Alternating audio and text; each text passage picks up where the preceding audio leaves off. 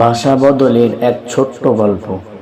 একটি পাখি তার নিজের ছোট্ট বাসায় নিশ্চিন্তে বসেছিল। হঠাৎ সে উড়ে গেল। আরেকটি পাখি সুযোগটি নেয়, আসে, বসে পড়ে সেই খালি বাসায়। প্রকৃতির নিয়ম, জীবনের ছন্দ, এই 52 সেকেন্ডে ধরা পড়েছে এক নীরব কিন্তু গভীর অনুভব। ছোট্ট এই মুহূর্তটি মনে করিয়ে দেয়, জীবন কখনো থেমে থাকে না, একজন যায় আর একজন আসে।